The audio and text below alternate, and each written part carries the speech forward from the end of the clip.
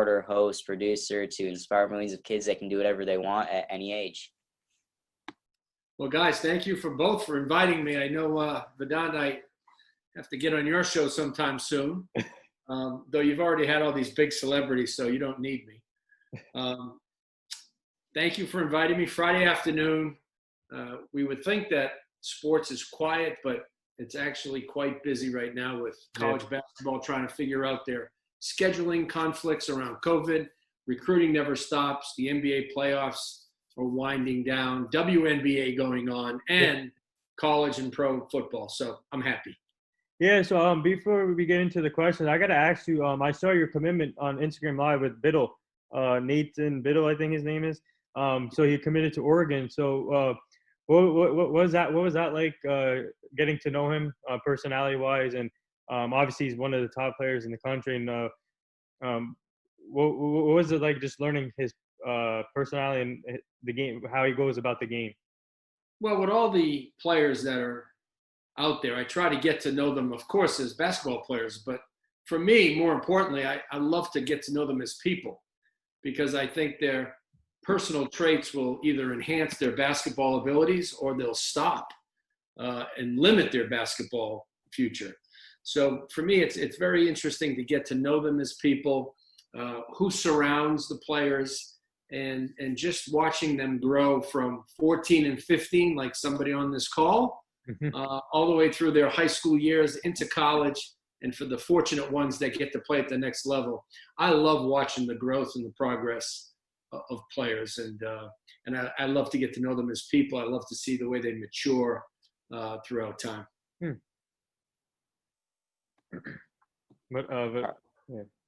Yeah, so I want to ask about, obviously to become a coach like you have, to see the success you've seen in all the different fields you've been in, there's a lot of obstacles that come your way. I can relate, Nathan can relate, trying to do things in media, something different, and getting started a lot of times is hard. How have you overcome those obstacles, and what advice would you give to other people about doing so? In terms of coaching? In terms of coaching. Yeah, coaching is a profession I've always wanted to be in since I was your age. I did. I loved to play. I wanted to play as long as I could. Obviously, with my Division III basketball ability, I knew my basketball future was not very long in the game outside of college. But coaching is something I've always had a passion for, a desire. And it's like any other profession. There's so many unseen hours that you have to put in. But you love those hours. You don't count those hours. In fact, I remember when I first started coaching, I never remember having enough hours in the day, to finish that day's work. And it's just something you dedicate your life to the point, at times, got a little obsessed with it where, I didn't have anything else going on in my life but the actual workload of coaching. It's difficult to break into. And once you get in, it's obviously difficult to be successful. But I think it's something that today's coaches should understand, that it's really not a job. It's more of a lifetime vocation. I still consider myself a coach, even though I'm not coaching a team right now. Yeah. I have a platform where I can coach a lot of people. And I enjoy that, of being, giving them good advice, being constructive criticism when needed, giving them the right feedback, and obviously some positive words when I see so. But coaching to me is a great profession. It's one that brings a lot of satisfaction. You get to know your players as people, as we just talked about with Nate Biddle. But you get bonded with those players. You get to see them graduate, go into the workforce, maybe get married, have children, become fathers, and that's where it really becomes cool on my end. The DMs I get from former players, pitchers, invitation to weddings, that stuff is really special. It really is special. You remember the wins, you remember the good times, you certainly remember the blowout losses, but more than anything, you remember the people involved and the people you work with. Right. I was really fortunate my whole life to work with some great other coaches who were terrific people. And I would say I have a great relationship with the vast majority of those people still. And that means a lot to me. But it's certainly a job that when you get into it, You get into it because you're competitive, because you want to be a teacher, because you like to coach the game, the sport. You love the strategy of it, the recruiting of it. I don't know one coach I've ever met in my 30 years that ever said, well, I'm going to go into coaching and get rich. Some do get rich, most don't, but it's absolutely a vocation. So my next question here, obviously I've seen you. What's it like working with Rachel Nichols? Rachel Nichols, she's one of the best, in my opinion, when it comes to basketball. And also Amanda Busick, another talented woman. I'm working on getting her next week on the show, so hopefully she agrees to that. But what's it like working with her, Rachel, Amanda, even Seth Greenberg, Jay Billis, and all these college basketball analysts, Jay Williams even. So what's it like working with them on a daily basis? Well, I don't work with all those folks on a daily basis, but I've worked with all those folks numerous times. Rachel Nichols I've worked with just once, and I got to tell you, she was an absolute sweetheart to work with. She's as big and as talented as they get in ESPN. And just sitting back with her in the back room prior to Bronny James's game, and LeBron was going to be in the house, that was an exciting night in Columbus, Ohio. She's so down to earth. She's so well prepared. She understands the business of basketball, and she relates incredibly well to other people. Mm-hmm. And it was really fun to be with her and get to know her a little bit. And she's so professional at her job. You mentioned some of the other names. Jay Billis, I consider him a great friend. I think he's the most trusted voice in college basketball and one of the most prominent sport figures out there in the media.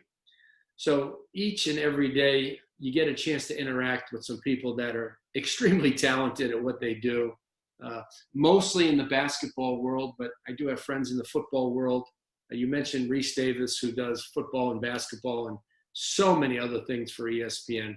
He is enormously talented, and just a gentleman outside of the media. And he's a guy that I'm in awe when I watch him. He's almost to perfection on TV. And as I mentioned, I think Jay is fantastic. Seth Greenberg, so knowledgeable as a coach, and Jay Williams as a great former great player, now one of our biggest basketball analysts. So it's exciting, it's informative, and they are wonderful people. Mm-hmm. It's actually funny you mentioned some of those names who are guys I've either had on the show or interacted with. Seth Greenberg was on my show a little bit earlier. And I was at a Bronny James game as well that LeBron showed up to. My experience probably wasn't as grand as yours was. But I want to talk about Coach Holtman at Ohio State. I was talking to him about the coronavirus at actually the last game that the Big Ten had, which was Ohio State and Michigan State. What's your outlook on what the Big Ten season is going to look like this coming year? Well, first of all, Chris Holtman, I've known him since he was at Gardner-Webb. He was the head coach at Gardner-Webb University. I live in North Carolina. I had a chance to get to know Chris really well at that time. Thought he was a fantastic X and O's coach, really good in player development. And then he had the chance, as you guys remember, to go to Butler as an associate head coach. And we talked about that before he actually went there. He was conflicted to give up his head coaching job, but a great opportunity to be at Butler University. They just came off some Final Fours with Brad Stevens. And unfortunately, the head coach there at that time, I think his name was Brandon Miller, a former Butler player, couldn't finish the season. And Chris Holtman had a chance to step in, did an exceptional job in a tough situation. And then he continued to have great success in Butler. And Ohio State called his name. And I worked at Ohio State. It's one of the premier institutions in the country. And they take their athletics extremely seriously. And so I'm happy for Chris and not surprised at all by his success. And when you look at the Big Ten, it's a great conference in terms of home court venues. You name a place and, they have a home court advantage. Even Penn State now in Northwestern, because of their coaches that they have there right now. They have Chris Collins is at Northwestern. He's gotten that going. And Pat Chambers is at Penn State, and he certainly has jump-started that place. Rutgers, even though they're at the bottom of the Big Ten, there's nowhere in the East Coast quite like the RAC Yeah. in New Jersey. I coached there when I was at Boston College against Rutgers, and when it gets loud, it gets crazy loud. Mm-hmm. Yeah. So they all have great home court venues: Indiana, Iowa, Ohio State, Minnesota. It's a great place to coach. I think the conference will be really strong again. I love what Michigan State brings back. I think Iowa with Luka Gaza is going to be exceptionally strong. Watch out for Illinois. They're my team this year in the Big Ten. Wow. Speaking of Rutgers, I live like 45 minutes away from there, and There you go. You know.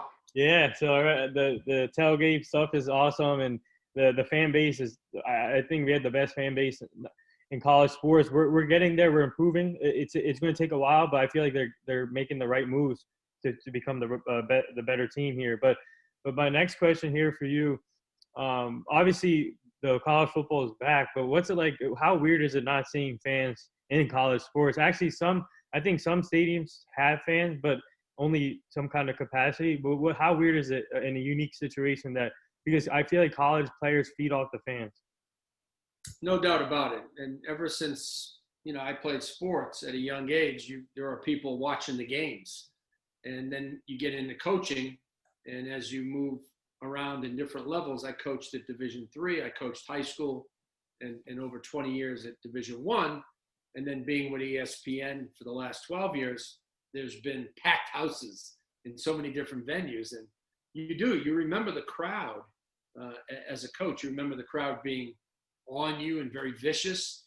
I remember seeing, vividly can remember 35,000 at the Carrier Dome in Syracuse, St. John's right on top of you on campus, or at Madison Square Garden. And then you go to the RAC at Rutgers. All these great venues in college sports. I think the teams feed off, the young college players feed off the crowd. Yep.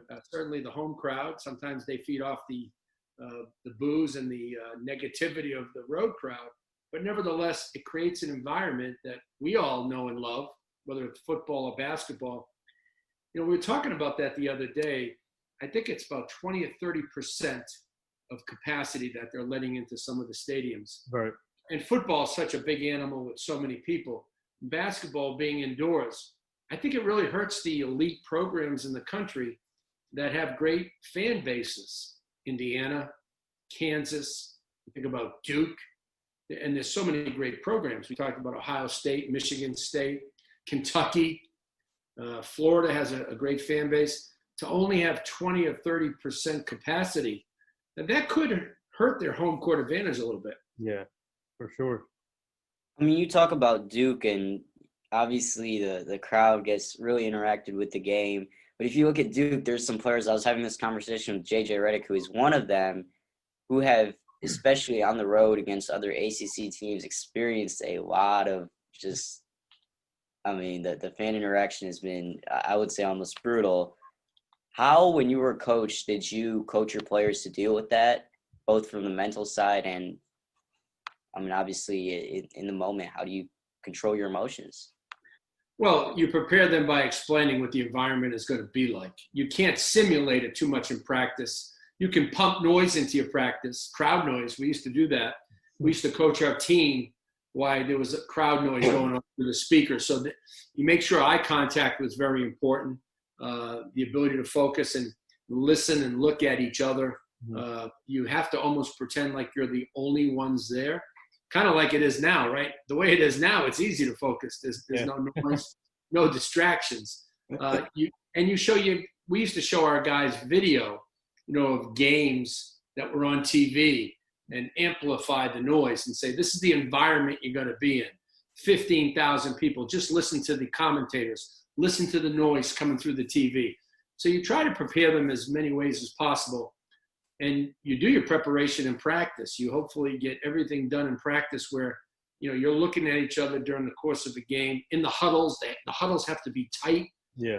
Guys have to be focused on each other. We have to be loud and echo our calls to each other.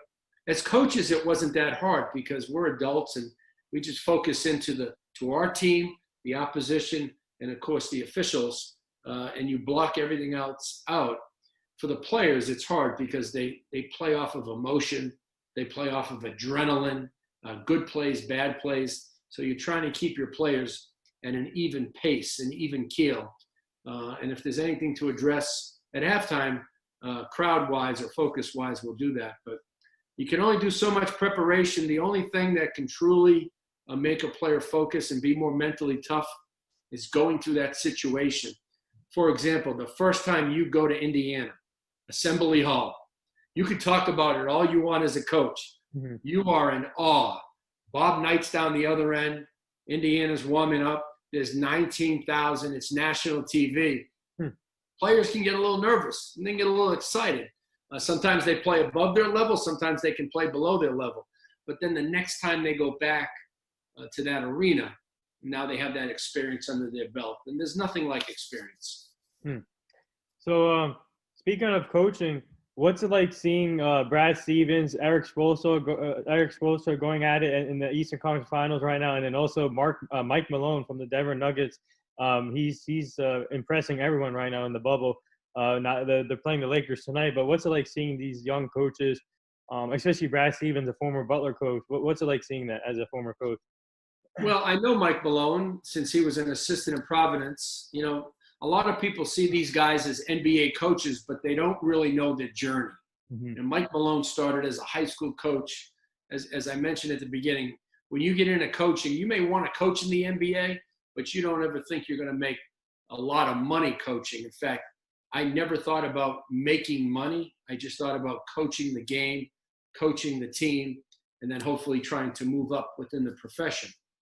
So I've known Mike Malone for a long time. When he was at Providence, then Manhattan as an assistant, he's one of the ultimate grinders in the game, which means that, you know, he, like a lot of us, have made basketball his entire life. And then he joined the NBA forces and has become, you know, a guy that people really respect in the game.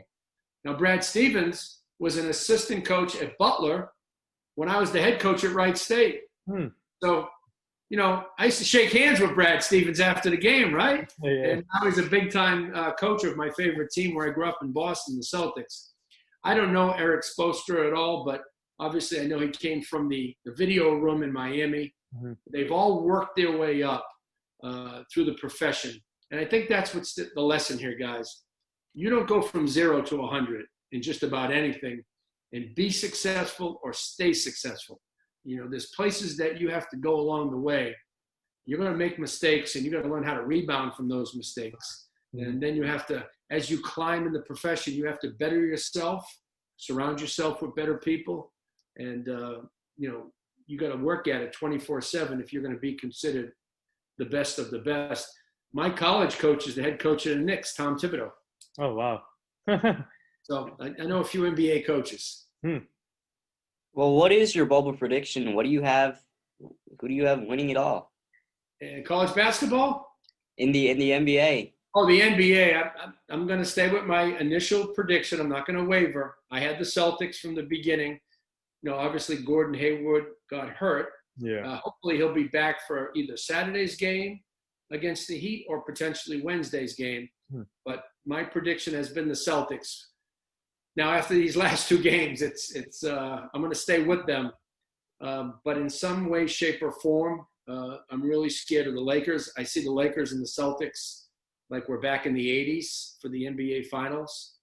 And I'm still going to go with the Celtics, but something tells me LeBron and AD are just the toughest combination in the game right now. They're going to be hard to be beat. Yeah, I got the Lakers and the Heat. So I think the Heat are they're unbelievable to watch right now. And I don't like Eric Spoelstra. If he takes this Heat team to the finals, hands down, I'm considering him the best head coach in the NBA right now because obviously the Miami Heat knows how to build their team. Pat Riley, kudos to him. He doesn't go out. I mean, obviously the big three happened, but they're not known for the flashy moves except for LeBron and Dwayne Wade, Chris Bosh, but he knows how to build a team right way. They find players that people don't know. They find diamond in the rough players. So I think Eric Spoelstra, if he takes his team to the finals, unbelievable job what he's doing. But my next question here for you, when the college basketball season starts, hopefully soon, but who do you have? Obviously, you said Illinois is one of the teams. What other teams do you have though, to watch? Oh, there's so many to watch, and hopefully they'll all be healthy and at full strength. Because if somebody gets sick and they have to be quarantined, a team can go from, being hot to maybe losing a couple of games in a row if they lose a key player. Yeah. I think there's a few teams that I look at that are going to be really strong this year. I think Michigan State. I think Kentucky is going to be back strong again. Duke, to me, has a really strong roster coming back. They get an influx of new players. I would keep an eye on USC. They bring in Evan Mobley, one of the top players in the class last year. He'll be one of the top freshmen in college basketball. USC has a lot of returning talent. Go a little bit further up northwest. The Zags are going to be incredible this year. So those are some of the teams that I'm looking at saying, they're going to be exciting. They're going to be in the mix.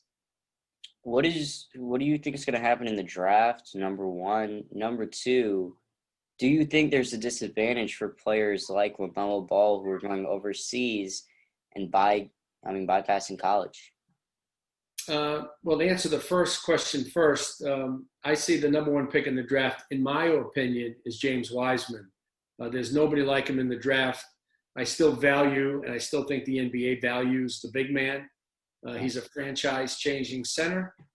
He can score inside to keep you honest. He's got a face-up game that not many people know about. I've watched him since he was a sophomore. Very good shot blocker, good rebounder. The measurables are ridiculous. 7'1", with a 7'5" wingspan and a 9-foot, almost 6-inch standing reach. Mm-hmm. Now think about that. I mean, he's a modern center in many ways. He's not a three-point shooter. He's not a face-up center, but he can make face-up shots. I think LaMelo Ball is second, in my opinion. I think he's an exceptional talent.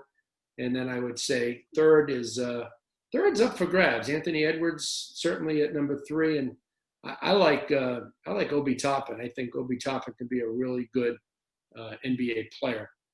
So those are kind of like my top guys. Tyrese Halliburton from Iowa State is going to be right there in the top 4 or 5, 6, the point guard from Iowa State.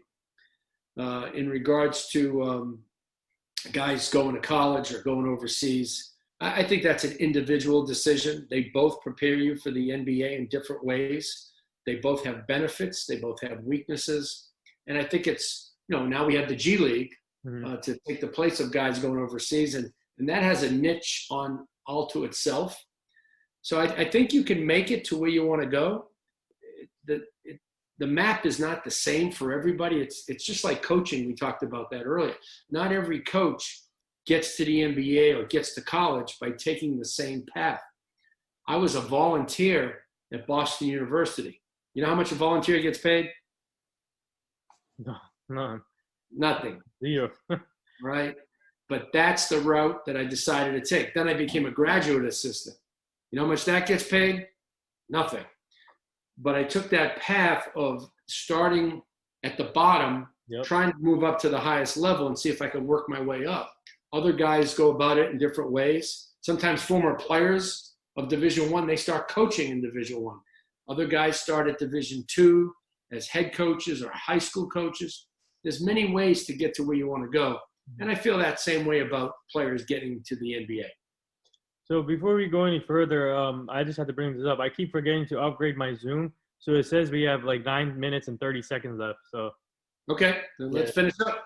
Yeah, so my next question here for you, I want to go back to Michigan State because we both, Vedant and I, we both interviewed Joshua Langford from Michigan State. And I just wanted to know, obviously he told us that he's healthy, but I wanted to know, do you think how healthy he is, if you know, but how healthy can he be for the season? And do you think he'll be a potential draft pick for the next year's draft? I think his health is pretty good. The last time I checked on it, I haven't kept up on his health. Right now I'm looking at recruiting because guys are making decisions for next year. Yeah. But I think at Michigan State roster with Rocket Watts and Langford, and they come in with a freshman by the name of Matty Sissoko. He is a 6'10" beast. Let me tell you that right now. This guy eats up rebounds, he blocks shots, and he's chiseled. He came out of the state of Utah. Hmm. So I think that, Langford being healthy puts them in a position to get back to, Final Four. Hmm. Not to mention Aaron Henry is also looking really, really good, and that whole team being around that environment a lot Yeah. really, really Rocket Watts is key, though, because with my man Cassius Winston leaving, Yeah. Mm-hmm. with Winston leaving, Rocket Watts has to take that spot over. They also have Foster Lawyer, who can fit in at the point guard every now and then. Yeah, very, very smart guy there. I want to ask you, before we leave, if you look back at your days as a coach, what stands out as the best memory, the best game you've ever coached? One of the most exciting games I would say is when I was an assistant coach at Boston College. We won the Big East championship at Madison Square Garden. We went through Pittsburgh, we went through Georgetown and the late John Thompson, and then we beat Villanova. They had Kerry Kittles, Jason Lawson, Alvin Williams. All three of those guys became professional players. That was a very big night for Boston College and for myself, because it was the first time of being part of a championship at that level. 1997. Also going to the Final Four at Ohio State. That was pretty cool in 1999. And winning a few Big Ten championships along the way. I'll tell you this, of all the best road wins I've ever been a part of, there's nothing like winning a game at Assembly Hall in Indiana against Bob Knight. That place is really rowdy, and they live and die with their Hoosiers. And when you go up there and win a game on the road, you walk out feeling pretty good. Mm-hmm. So I got three more questions for you from my end. So the first one, obviously I'm a New York Knicks fan, and we got unlucky in the draft lottery as always. We got the 8th pick. So so the Knicks, obviously we got new front office people, and we've been linked to Chris Paul. But I would really like the addition, but it will take a lot to get him. So if the Knicks don't find the right pick for the 8th slot, do you see them trading the 8th pick to get Chris Paul?